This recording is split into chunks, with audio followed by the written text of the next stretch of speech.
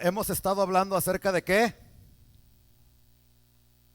De las recompensas que Dios le va a dar, no a todos los cristianos. Hay algunos que van a salir avergonzados por toda la eternidad, porque estas recompensas son de carácter eterno.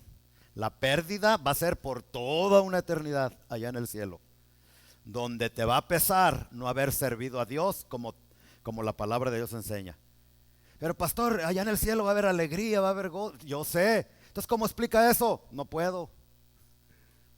Hay cosas en la Biblia que no podemos, que no entendemos y no podemos explicar. Pero si así lo dice, así es. Entonces hay algunos que eternamente van a salir avergonzados y van a sufrir gran pérdida por toda la eternidad, aunque estén en el cielo. De eso es que hemos estado hablando. Y la semana pasada estuvimos hablando específicamente de la posición privilegiada que va a tener la esposa de Cristo o la iglesia junto a su Señor allá en el cielo.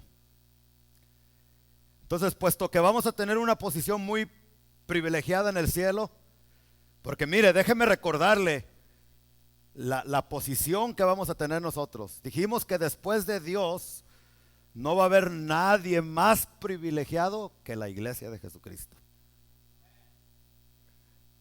No va a haber primero Dios el más grande y después va a ser su iglesia. Eso es tremendo, ¿verdad? Y la Biblia, mire, vamos a recordar un poquito. Vamos a Efesios 5:23. Y en Efesios 5:23 se nos enseña una verdad que siempre leemos, pero no como que no entendemos. Dice, porque el marido es cabeza de la mujer. Ya lo hemos entendido así, ¿no? Los matrimonios aquí. Amén, varones. Eso significa que si tú eres la cabeza del hogar, ¿qué significa eso? Que tú eres el que tomas la iniciativa, la cabeza. No andar que, bueno, pues si mi esposa quiere ir a la iglesia, vamos. Y si no, pues no vamos. Como un señor que venía aquí antes me decía, pues yo lo único que quiero es complacer a mi familia. Si mi esposa y mis hijos quieren ir al salón del reino con los testigos de Jehová, pues yo por llevar la paz en paz con mis hijos y mi esposa, me voy con ellos al salón del reino, con los testigos de Jehová. O si quieren ir con los mormones, pues me voy con los mormones. O si quieren ir con el catolicismo, pues, o aquí con usted, pastor. Todos, no importa la iglesia, todos servimos a un Dios, ¿verdad? Al mismo Dios. Mentira, no servimos al mismo Dios. Porque dice la Biblia que hay varios evangelios, solamente uno verdadero. Y varios Jesús también, solamente uno verdadero, el de la Biblia. Pero esa persona, dígame usted, ¿estaba tomando su posición de cabeza en el hogar? No. ¿Cómo que yo voy a donde quieren ir? No, hay que llevarlos a donde se predica la verdad y donde sus vidas van a ser transformadas. ¿Capish? Muy bien. Porque el marido es cabeza de la mujer. Pero fíjese lo que dice, así como Cristo es cabeza ¿de quién? ¿Quién es la iglesia? Nosotros somos la iglesia, dice, y después sigue explicando, dice, la cual es su cuerpo y Él es su Salvador. Jesucristo, según estos versículos, es la cabeza y nosotros somos el cuerpo de Jesucristo. Eso no es cualquier cosa, amados hermanos. Aquí déjame decirte que no está hablando simbólicamente. Estas no son alegorías ni símbolos. Esta es una verdad que voy a tratar de explicar así brevemente para poder entender. Mire, aquí no está hablando simbólicamente, está hablando literalmente. Mire, Jesucristo literalmente después de haber resucitado. ¿Cómo resucitó Jesús? De esto vamos a hablar un poquito en el día de resurrección. Pero ¿cómo resucitó Él? ¿Con qué cuerpo resucitó? Los testigos de Jehová dicen que Jesucristo realmente no resucitó, que lo que resucitó fue su espíritu. Mentiras, porque la definición de lo que es resurrección es que lo que se muere es lo que se levanta. Si no, no es resurrección. Sí, hay algunos cristianos de ustedes que dicen, bueno, nos vamos a morir, pero se va a levantar otro, no va a ser el mismo. Entonces no crees en la resurrección tú, crees en la reencarnación. Pero mire cómo Jesucristo resucitó, para que vea que esto está hablando, es algo serio. Dice Lucas, vamos a Lucas 24.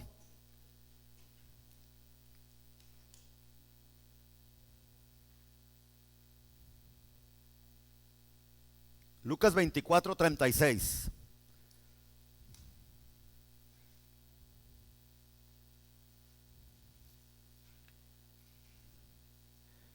Mientras ellos aún hablaban de estas cosas, Jesús se puso en medio de ellos. Aquí está después de que resucitó, y les dijo, paz a vosotros. Versículo 37.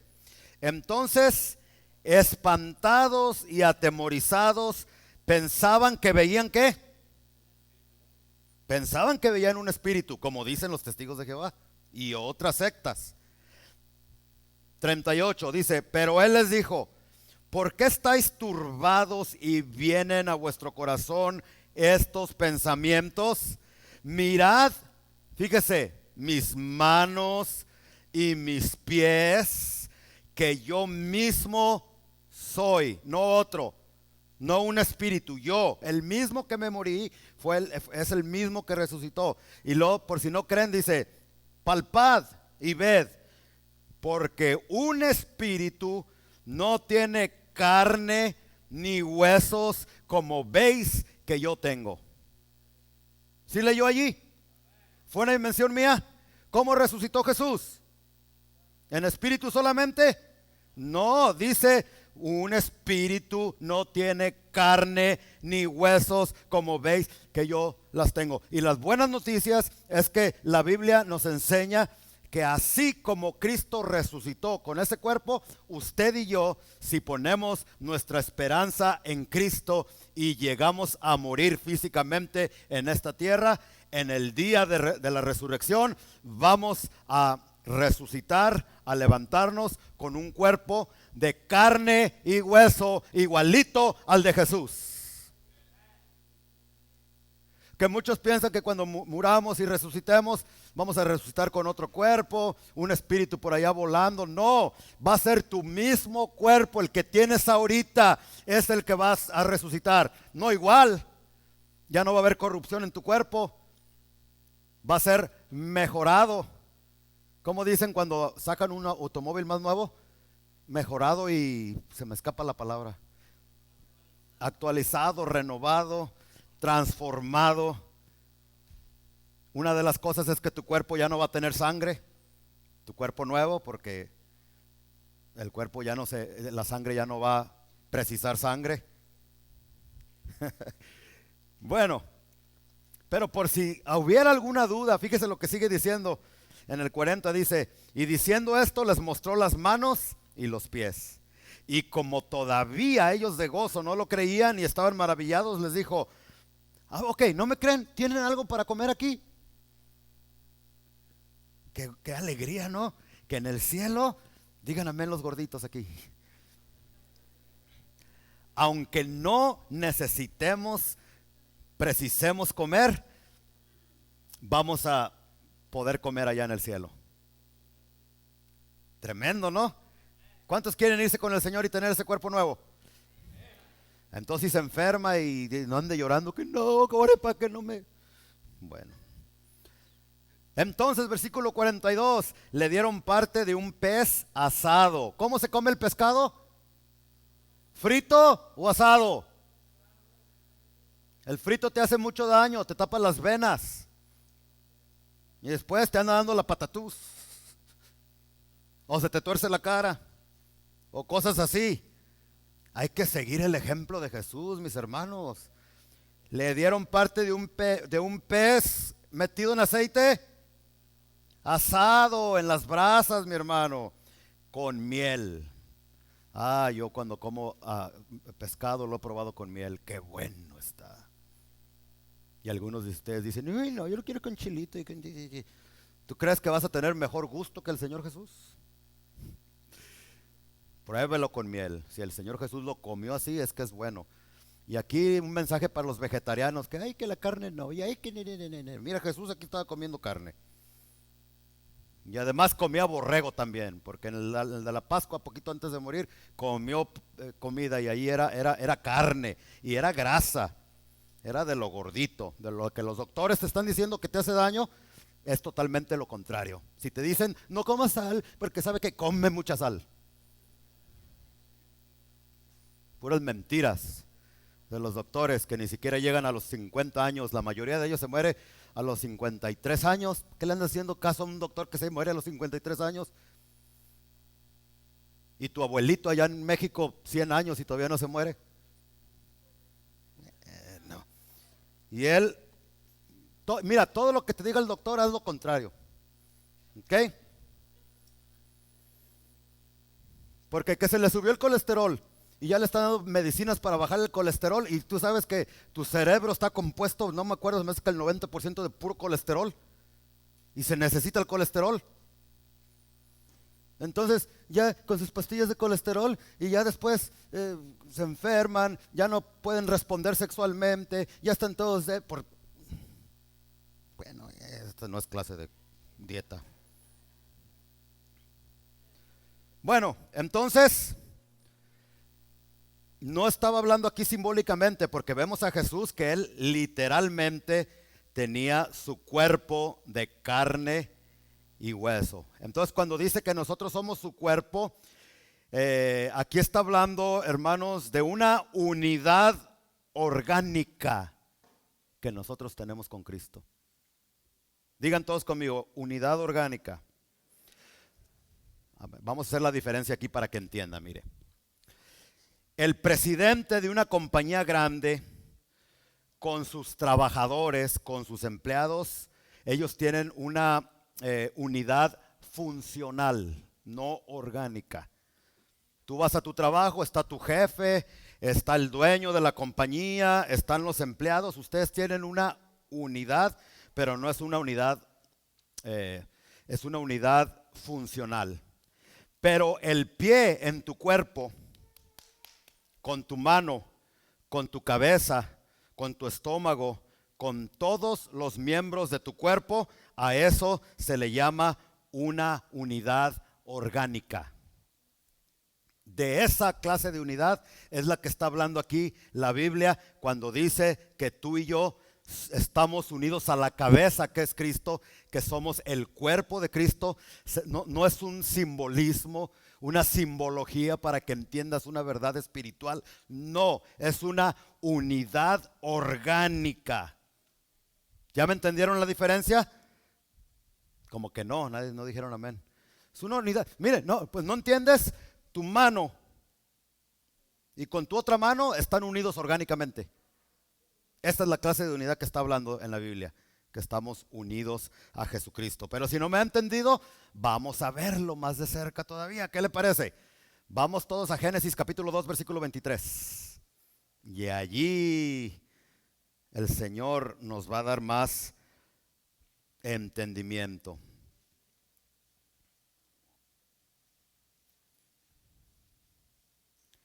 Vamos a leer desde el versículo 21.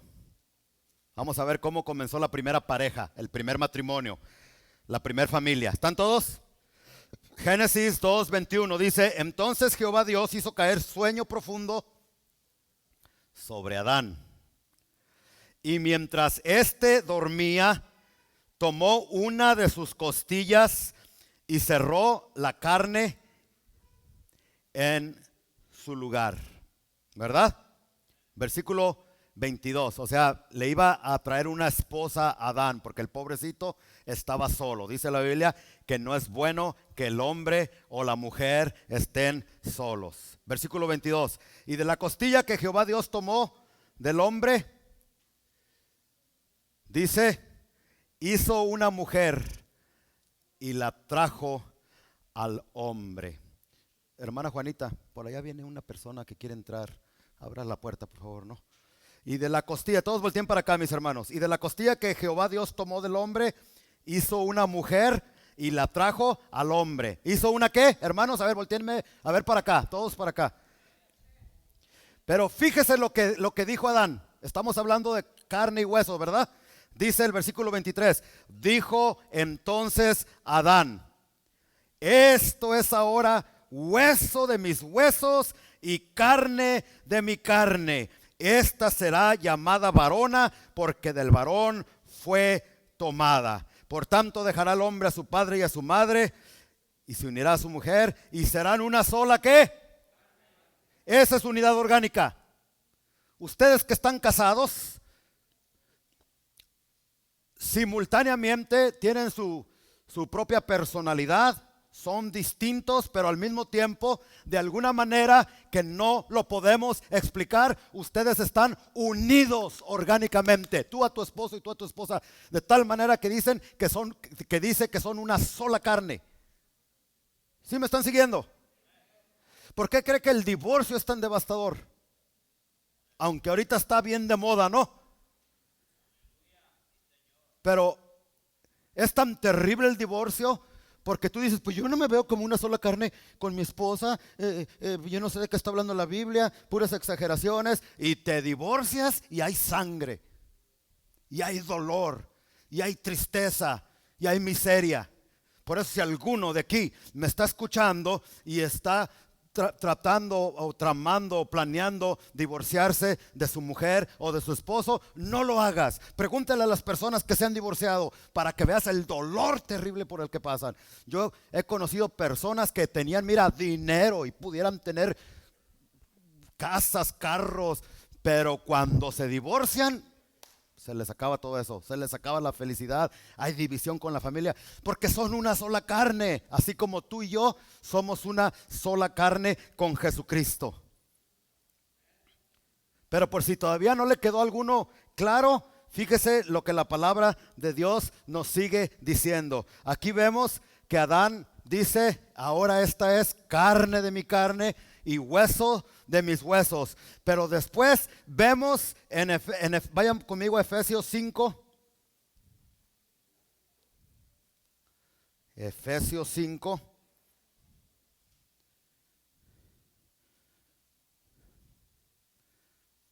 Y como que Jesucristo estuviera hablando aquí. Mire lo que dice, ¿ya lo tiene todos? Efesios 5:30. ¿Qué dice? A ver todos conmigo, ¿qué dice? Las mismas palabras que pronunció Adán son las mismas palabras que el Espíritu Santo pronuncia acerca de nosotros, la esposa de Jesucristo. Dice, porque somos, léalo conmigo, porque somos miembros de su cuerpo, de su carne y de sus huesos. Qué privilegio tan tremendo, amado hermano. Adán y Eva se quedan atrás. A Dios nadie le gana.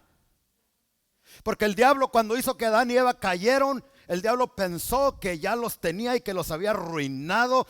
Pero Dios, en su infinita sabiduría en Cristo Jesús, ahora nos da una posición mucho más privilegiada que la que Adán y Eva tenían, porque de Adán y Eva nunca se dijo en la Biblia que eran parte del cuerpo de Cristo, ni que eran la esposa de Cristo, pero ahora por la obra de Cristo Jesús se ha hecho posible que tú y yo, de una manera que no logramos entender, seamos orgánicamente parte del cuerpo de Cristo.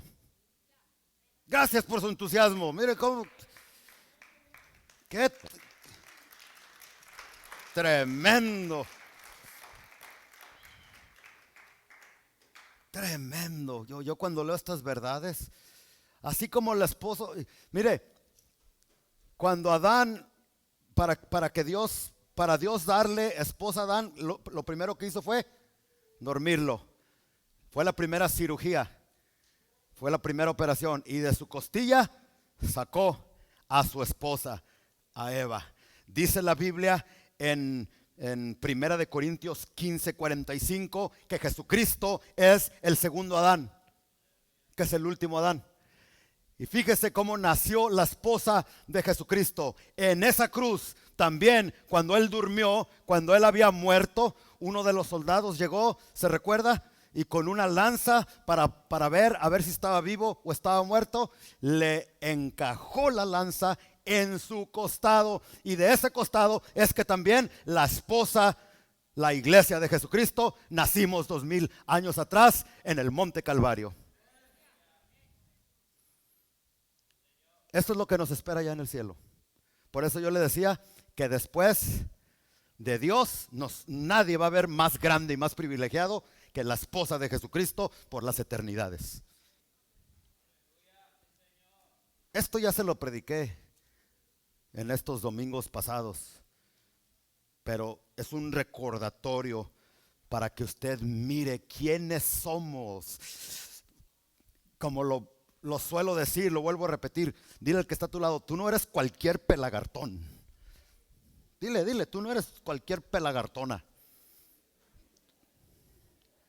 No solamente eres hijo e hija de Dios, heredero, heredera de Dios. Eres la esposa, el cuerpo de Jesucristo. Y Cristo es tu cabeza y nuestra cabeza, una verdad orgánica. Entonces, ahora ya podemos entender, ¿no? Cuando dice que Cristo se va a sentar en su trono para reinar el universo entero desde su trono. Bueno, si Él es la cabeza y tú y yo somos su cuerpo, ¿quién se va a sentar con Él? ¿Por qué cree que dice en la Biblia, en Apocalipsis, varios pasajes en Apocalipsis, los primeros 3 capítulos, al que venciere yo le daré que se siente en el trono conmigo? Le quiero comunicar algo que... Pero ¿cómo, pastor? No me preguntes de los cómo. No me preguntes. Hay cosas que en la Biblia nunca vas a entender y nunca voy a entender. Y es el problema de muchos que se han convertido en ateos. Si Dios existiera, ¿por qué hay tanto mal en este mundo? Si Dios fuera bueno y real, ¿por qué esto? ¿Por qué aquello? Escúchame, hay muchas cosas que yo, el pastor de esta iglesia, y estoy seguro que otros no han logrado entender. La Trinidad yo no la he entendido al 100%. Y si hay alguno aquí que me diga, amén, aleluya, hermano, yo entiendo la Trinidad. Mira, yo no la entiendo, pero lo creo porque está en la Escritura. Y hay otras cosas, el infierno muchas veces no lo logro comprender, pero está en la Escritura, lo vamos a creer. Y muchas otras cosas. Entonces, para prepararnos para ese privilegio, Dios nos tiene que capacitar y nos tiene que entrenar en este mundo.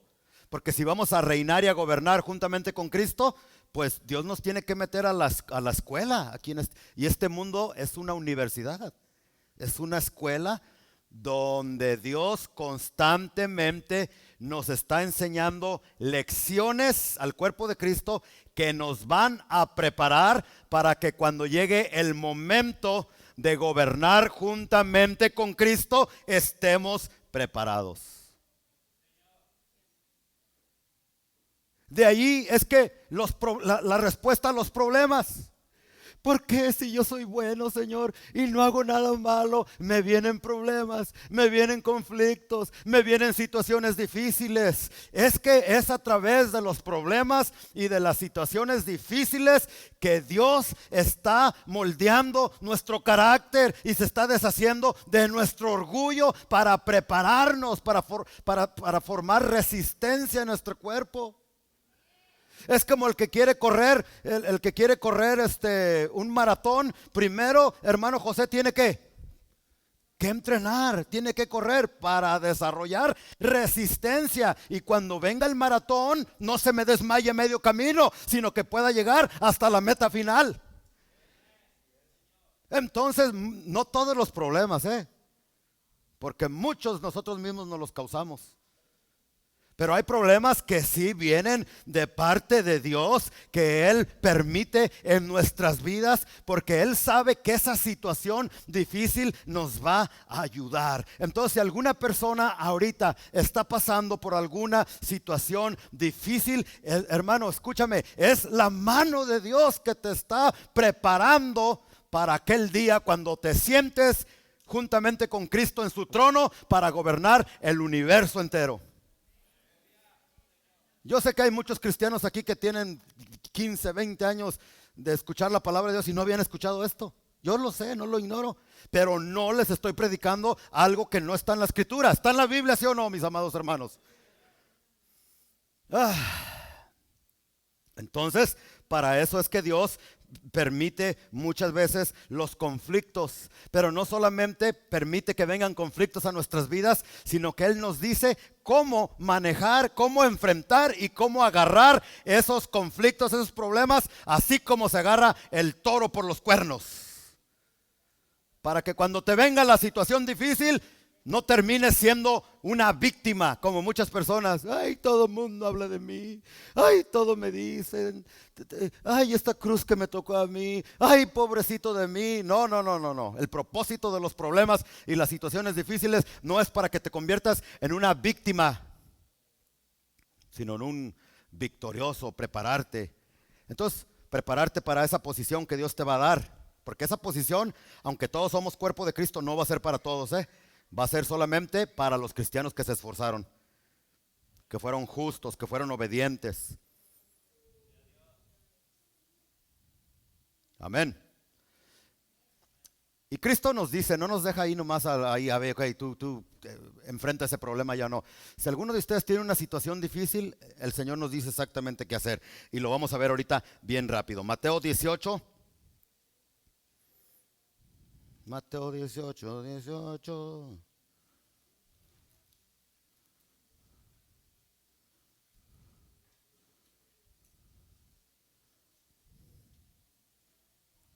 Entonces, en primer lugar, lo que Dios usa para prepararte para esos privilegios de los cuales vas a gozar cuando estemos en la eternidad, lo primero que Dios usa son los conflictos. Diga conmigo, conflictos.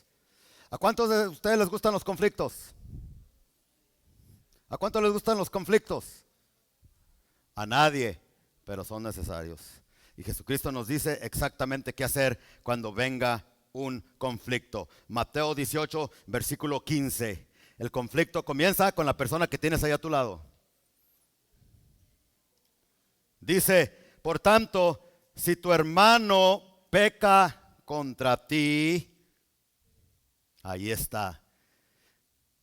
Cuando alguien peca contra ti, cuando alguien dice algo de ti, cuando hay un malentendido, cuando hay una situación, ese es un conflicto. Y Dios lo permite no para que, ay, ya me voy de la iglesia, porque allí todos son hipócritas. Y no, Dios, escucha, por favor, entiende, los conflictos Dios los permite en tu vida. No todo el tiempo vienen de Dios, hay veces que vienen por ti mismo, que eres Dios mío, ¿no? Entonces, pero dice, si tu hermano peca contra ti, ¿qué dice? Ve y dile al pastor. No que no me diga a mí, no, pues está bien, pero muchas veces no nos funciona porque no hacemos como la Biblia dice. Te hace alguien, un hermano, alguien, luego hay que llamar al pastor porque se tiene que dar cuenta. Y no funciona, a veces es peor el asunto. ¿Por qué? Porque no estamos obedeciendo al pie de la letra lo que la Biblia dice. La Biblia no dice ahí, ve y dile al pastor o dile a alguien más o ponlo en el Facebook, ¿verdad que no? O ponlo en el Instagram. Porque eso ya está de moda. Nomás tienes un problema con tu suegra o con cualquier otra persona y ya lo pones en el Facebook para que chismosos como tú, que no tienen nada que hacer allá en México o en Guatemala o en otro país, se den cuenta de las situaciones íntimas y problemas que tienes aquí en tu casa, aquí en la iglesia. Y Pablo dice, qué vergüenza que todos sus problemas los llevan allá afuera en lugar de remediarlos. Entonces Jesucristo dice, si tu hermano peca contra ti, ve y repréndele, estando tú y él solos. Si te oyere, has ganado a tu hermano. O sea, si hace caso, lo has ganado. Debo de decir algo, mis amados hermanos, antes de seguir, que aunque aquí está muy claro que si alguien peca contra ti, tienes que ir con esa persona y hablar directamente con él. Escúchame bien, si lo que la persona hizo contra ti no es de mucha importancia, si es algo leve, que te dijo que te veías muy gorda, eso no es tan importante. Porque a veces Dios permite eso para tratar con tu cochino orgullo. Ay, ¿cómo me veo? Como los anoréxicos, ¿no?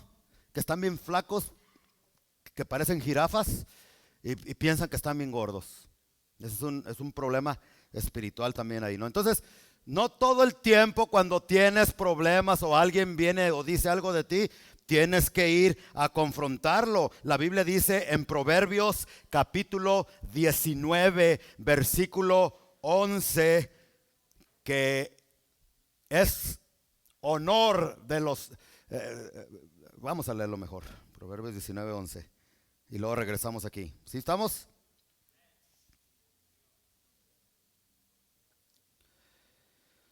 La cordura del hombre detiene su furor y su honra es pasar por alto la ofensa. No, pero que dijo que yo esto, que yo aquello. Mira, si eso no va a trascender, no va a pasar nada. Simple y sencillamente te va a ayudar para que te humilles y para que te acerques más a Dios. Perdona a tu hermano, no hables con tu hermano ni con tu hermana. No hagas una tempestad de un vasito así pequeñito. Perdónalo, tú sigue con tu intimidad con Dios y adelante. Porque dice aquí que su honra es pasar por alto la ofensa. Pero ¿sabes por qué algunos de ustedes no quieren dejarlo ir? No, dijo y la tenemos que enfrentar por tu cochino orgullo, por ese carácter mal formado que tú tienes. Entonces, como te hirieron tu orgullo, entonces ahí te duele y no, tenemos que ser, no todo el tiempo. No todo el tiempo. Ya si el problema es ya de carácter más serio, más grande, entonces sí, hay que seguir los pasos que el Señor Jesucristo nos enseña claramente en Mateo capítulo, ¿qué dije? 18, ¿verdad? Entonces sigue diciendo el versículo 16, segundo paso. Mateo 18, 16 dice: mas si no te oyere, toma aún contigo a uno o dos. ¿A cuántos? Para que en boca de 2 o 3 testigos conste toda palabra. Si no te hace caso, si dice, tú eres una chismosa y eres una chillona, un chillón, un mitotero, y no te hace caso, entonces trae a 2 o 3 testigos. 17, tercer paso. Si no los oyere a ellos, dilo a la iglesia o a los líderes o al pastor de la iglesia. Y si no oyere a la iglesia, tenle por gentil y publicano. ¿Se fija los pasos que hay que seguir? Y cuando uno sigue esos pasos, normalmente hay respuesta a la situación, porque estamos siguiendo con exactitud lo que Jesucristo nos dijo. Y después sigue en el versículo 18, fíjese los resultados, cuando personas se ponen de acuerdo para disciplinar a una persona. Versículo 18, de cierto os digo que todo lo que atéis en la tierra será atado en el cielo, y todo lo que desatéis en la tierra será desatado en el cielo. Debo de decirles algo, hermanos, aquí no está hablando de la doctrina nueva que acaba de salir aproximadamente unos 25 años atrás. Yo la escuché cuando estaba muy jovencito, donde ahorita está muy de moda en las iglesias atar a Satanás y a los demonios. ¿Ustedes han escuchado? Que te ato, demonio de no sé qué, te ato, Satanás de no sé qué. ¿Sí han escuchado ustedes eso? ¿Sabían ustedes que eso no es bíblico? ¿Que no está en la Biblia? En ninguna parte de la Biblia tú vas a encontrar que Pablo ató a un demonio. ¿O sí? O búscamelo a ver si puedes ver. Pablo echó fuera demonios. En ninguna parte de la Biblia tú vas a encontrar que ningún otro apóstol, en ninguna parte, que ataron demonios. sino que los echaron fuera en el nombre de Jesús. Pero porque no lees tu Biblia y te crees de todo lo que el padrecito aquí detrás del púlpito dice, entonces tú ya te la creíste también. Y algunos de ustedes están diciendo, ahí está mal el pastor, y otros andan buscando en su Biblia ahorita a ver si es cierto lo que estoy diciendo. No lo vas a encontrar. No, pero pastor, en la Biblia dice que si no atas al hombre fuerte, ¿cómo vas a saquear su casa? ¿Verdad que así dice? ¿Se han leído? Donde dice que hay que atar al hombre fuerte. Entonces, ahí, ¿a qué se refiere? Pues vamos a leer la Biblia en su contexto y ahí te vas a dar cuenta que Jesucristo estaba hablando de Él mismo. ¿Y cuando se cumplió que Jesucristo ató a Satanás? Cuando murió y resucitó en la cruz del Calvario. Ahí lo ató, ahí lo sujetó, ahí lo despojó, que es la misma palabra. Y Pablo no lo dice, que lo despojó de sus poderes en la cruz del Calvario. ¿Sí me entendió? Pues anda patinando. Entonces yo les decía a los hermanos allá en Victorville que yo desde chico con mi papá yo nunca he escuchado esa doctrina de atar demonios y atar diablos. Nunca lo he escuchado. Claro, porque mi papá es un hombre de doctrina sana. Y bien te haría a ti y a mí escucharlo. Tiene 83, 84 años. Y quién sabe cuántos años Dios más le dé, pero vale la pena escuchar hombres así. Y la doctrina sana que enseñan. Entonces, atar demonios. Y yo desde chico escuchaba en Guadalajara, mire, una de mis favoritas que escuchaba, que ataban el espíritu de narcotráfico en Guadalajara. Les estoy hablando de 25, 30 años atrás. Ya pasaron no sé cuántos años, ya estamos en el 2022 y usted dígame, el narcotráfico en Guadalajara, ¿se mira que sí los ataron o están bien desatados? O yo creo que le echaron nudos a Catecano y no funcionó. O no sé qué clase de nudo le echaron, porque no funcionó. Es que hay que saber cómo interpretar las escrituras. Y cuando dice aquí en el versículo 18, lo vamos a leer en su contexto, que dice, de cierto os digo que todo lo que atéis en la tierra, ¿a qué se está refiriendo? Cuando dice atar, en el original griego la palabra atar significa sujetar.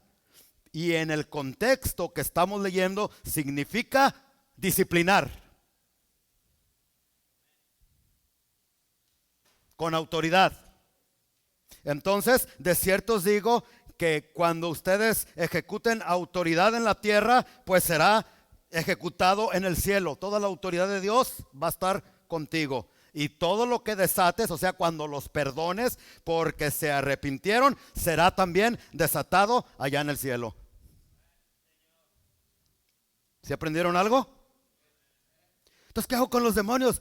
Pastor, mira, si se te sale atarlos, no te vas a ir al infierno.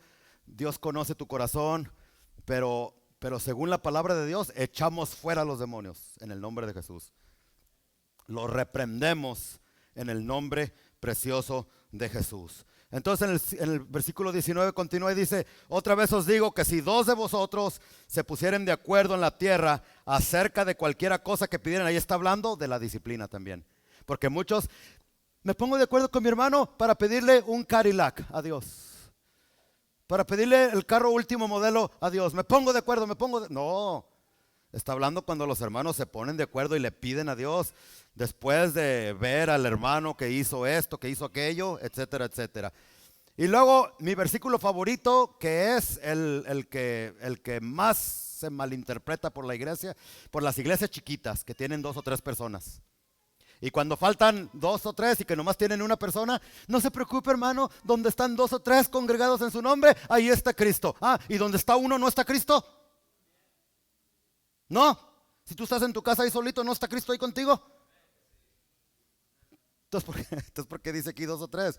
Porque donde están 2 o 3 congregados en mi nombre, ahí estoy yo en medio de ellos. Porque cuando 2 o 3 líderes de la iglesia se reúnen para disciplinar a una persona, ahí yo estoy, el Señor Jesucristo, para respaldarlos con mi autoridad.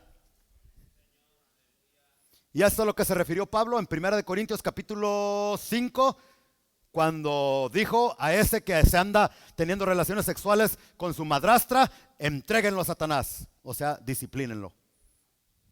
Y si alguien te disciplina a ti, hermano, a una persona, y esa persona hace caso, entonces es restaurada. Dios lo sana, Dios lo salva. Pero si no, Dios permite que el diablo lo zarandee, así como Pedro fue zarandeado por el diablo.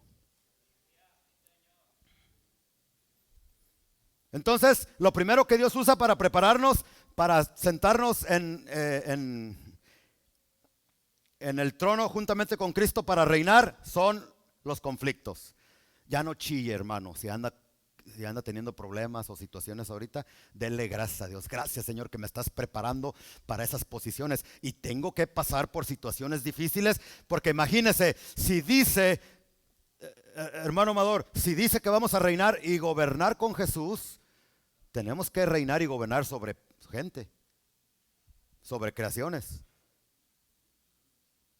Y de alguna manera tendremos que hacer juicios y tendremos que pasar por conflictos. Pero ¿qué dice la Biblia? Que ya va a ser engañados, encerrado Satanás, y que ya no va a haber problemas. Y ya es otro asunto que yo no entiendo. Pero si Dios nos está preparando ahorita, es por alguna razón allá en la eternidad que no entendemos nosotros, con ese cerebro de chapulín que tengo, no ustedes, porque si no, ya no voy a la iglesia porque me dijeron que tenía cerebro de chapulín. El segundo elemento que Dios usa para prepararnos para esa posición de autoridad y de gobierno que nos va a dar juntamente con Él es la oración. Digan conmigo, la oración. Hay varios pasajes que nos indican que Dios no va a levantar un dedo en esta tierra a favor de este mundo y a favor del hombre, si no es a través de la oración de los santos. Déjenme repetírselo. Hay evidencia suficiente en la palabra para llegar a la conclusión de que Dios no va a levantar un dedo a favor de su pueblo, del mundo, si no es a través de la oración. Esta es la razón por qué Dios no solamente nos manda, y en otras ocasiones nos pide, y en otras ocasiones nos ruega. Dije Dios rogándonos a que no descuidemos la oración en nuestras vidas. La oración es importantísima, de tal manera que en una ocasión Dios tuvo que traer destrucción porque no hubo una persona que orara. Vamos a ver Ezequiel 22:30. Todos conmigo rapidito. Ezequiel 22. Aquí el pueblo de Israel estaba pecando, no hacía caso. Y dice Dios, ¿están todos ahí? Y busqué entre ellos, Ezequiel 22:30. Busqué entre ellos hombre que hiciese vallado y que se pusiese en la brecha delante de mí. Ahí está hablando de la intercesión, de la oración, a favor de la tierra, para que yo, ¿qué? No la destruyese. Pero dice, pero no lo hallé. No encontró personas que estuvieran dispuestas a interceder por el mundo. Por tanto, versículo 31, porque no hubo alguien que se pusiera en la brecha, que hiciera intercesión y oración, dice, derramé sobre ellos mi ira, con el ardor de mi ira los consumí, hice volver el camino de ellos sobre su propia cabeza, dice Jehová el Señor. En este versículo está bien claro que si hubiese habido personas que estuvieran dispuestas a orar, a interceder, a ponerse en la brecha, Dios no hubiese traído destrucción a este pueblo específico del que él estaba hablando. Eso nos dice que Dios va a dejar que se destruya este mundo antes de mover un dedo, si no hay santos que han entendido el poder y privilegio de la oración.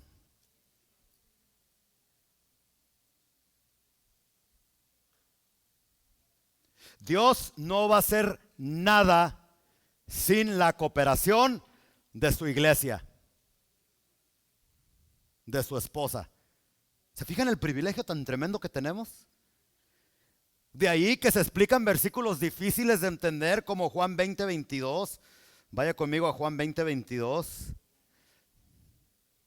¿Cómo podemos explicar este versículo si no es a través de la oración?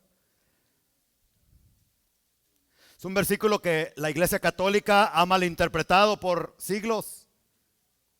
Y por este versículo dicen que los padrecitos o los curas tienen el poder de perdonar pecados. Pues yo estoy en esta mañana para decirte que no hay hombre en esta tierra, por más santo, por más preparado, por más estudiado, que pueda perdonar pecados. El único que puede perdonar tus pecados para que no te vayas al infierno es el Señor Jesucristo, porque Él fue el que murió en esa cruz.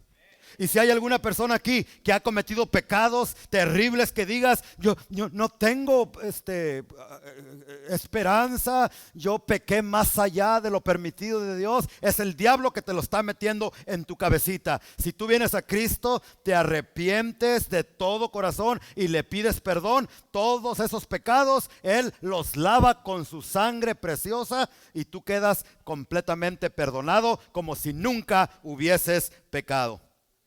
Pero por no entender estas verdades se ha malinterpretado. Y allí está la pobre gente en ignorancia yendo a un cajón que se le llama confesionario. Y por mi culpa, padrecito. Y confieso que hice esto. Yo no sé porque yo nunca he ido. Yo nací en una iglesia cristiana. Pero algunos de ustedes me han dicho, ¿no? Me confieso, padre, que me metí con mi tío. O confieso, padre, que le robé naranjas a mi suegra. O yo no sé, estoy inventando. No hagas eso. Mejor ven a Cristo y pídele perdón. Fíjese lo que dice el 23. A quienes remitiereis los pecados, les son remitidos, y a quienes se los retuvieres, les son retenidos. Aquí no era una instrucción a los curas o a los padres para que perdonaran pecados. Era una instrucción a la iglesia de Jesucristo, que a través de la oración y de la intercesión podemos pedirle a Dios que alcance el corazón de una persona dura, y que a través de la intervención del Espíritu Santo por la oración, esa persona pueda caer de rodillas y confesar que Jesús es Señor y sus pecados le sean perdonados. Entonces, si tú tienes personas que no conocen de Cristo, que no quieren nada de Dios, lo que tienes que hacer es orar por ellos. Porque cuando tú oras, el Espíritu Santo va hacia esa persona y comienza a convencerle de pecado. Y si esa persona continúa terco mula, queriendo pecar, queriendo emborracharse, queriendo hacer esto, el Espíritu Santo no lo deja que peque a gusto.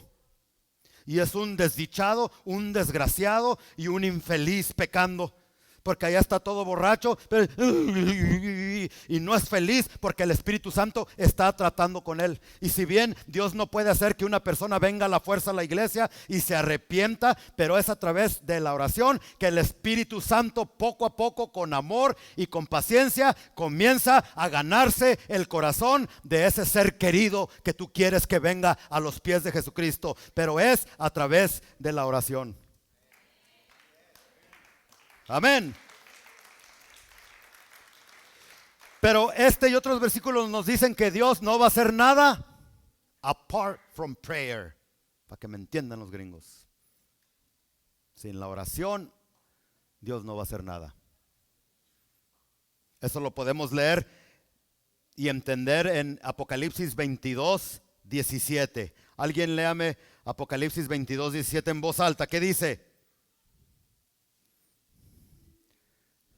Y el espíritu y la esposa dicen, ven.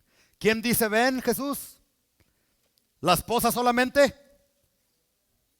No, el espíritu y la esposa. Escúchame bien. El espíritu, Dios no puede hacer nada sin la esposa. Claro, esto es algo voluntario. Dios, escúchame, apúntalo. Dios se limitó voluntariamente a las oraciones de su pueblo. Voluntariamente. ¿Estamos o no estamos? Para que no vayan a salir diciendo, ah, no, no, no, Él es soberano, todopoderoso, pero Él se limitó. Entonces aquí dice que no solamente es la esposa, sino también el Espíritu, Dios. Es como los cheques, mis amados hermanos. Miren, aquí en Centro de Adoración, la cuenta donde va el dinero que usted trae, o sus ofrendas y sus diezmos, va al banco. ¿Cómo se llama? US Bank. No, no, no. No, no es US Bank. Se parece al US Bank. ¿Cómo se llama? ¿Alguien? Union Bank, ¿verdad? Ya ni sé, pero bueno. Es el que está ahí en Lowe's, ahí por la Magnolia. Ese. Bueno, ahí hay varias firmas de personas. Y entre ellos hay un hermano que no pertenece a esta iglesia local, pero pertenece a nuestra iglesia cuadrangular. Entonces, si yo voy al banco y digo, yo soy el pastor de la iglesia Centro de Adoración y quiero sacar $100,000 ahorita, y aquí está mi firma, ¿usted cree que yo puedo sacar ese dinero? No, porque necesito ¿qué?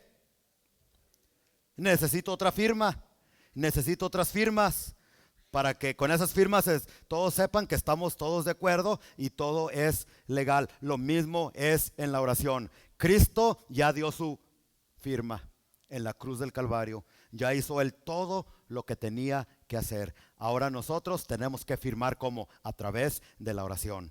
Entonces, aunque esté la firma de Cristo, de Dios, aunque Él nos haya prometido respuesta a través de la oración, si no oramos, el Señor no va a hacer absolutamente nada. Entonces la pregunta así bien rapidito, hermanos, ¿por qué Dios se limitó a sí mismo a las oraciones de los santos? ¿Por qué? Apúntelo, se lo voy a dar bien rapidito porque ya se me pasó el tiempo, pero es uno de los puntos más importantes. Primero, Él se limitó a la oración de los santos porque es a través de la oración que nosotros podemos cultivar una comunión y una relación íntima con Él. Sin la oración no podemos tener una relación, sin platicar no podemos tener una relación íntima con Él. Número 2, Él se limitó voluntariamente a las oraciones de su pueblo porque es solamente a través de la oración que podemos sacar todo el estrés y todo el cochinero que tenemos adentro en el corazón. Porque si Dios todo lo sabe y Él dice que Él conoce nuestras peticiones aún desde antes de que nosotros pidamos, ¿para qué le pedimos? No para informarle a Él, sino para que tú saques todo lo que traes adentro y no tengas que ir a pagarle a un psicólogo $400 la hora por ir y decirle todo a Él. Mejor díselo a Jesucristo. Y la tercera razón es la que nos incumbe en estos momentos. Es a través de la oración que Dios nos capacita y nos entrena para las posiciones de autoridad que vamos a tener en la eternidad.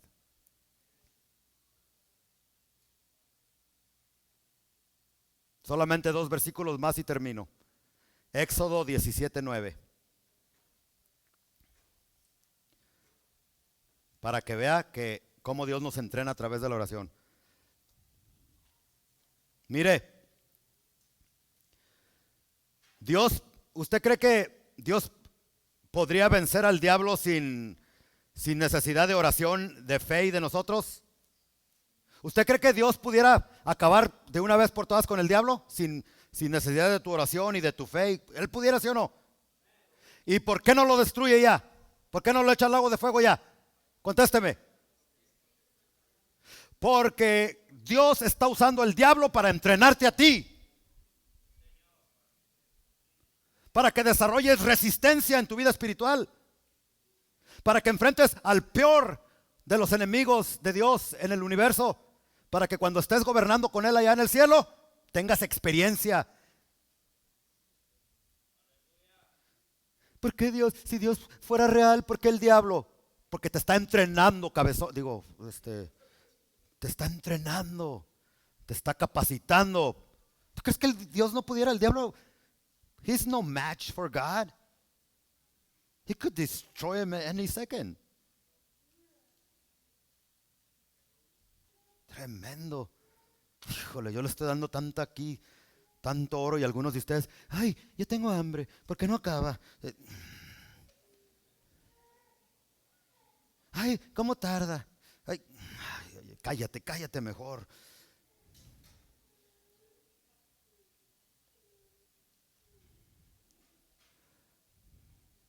Dios mío. Dice Éxodo 17:9. ¿Lo tienen todos? Dice, entonces vino Amalek y peleó contra Israel en Refidim. Y dijo Moisés a Josué, escógenos varones y sal a pelear contra Amalek.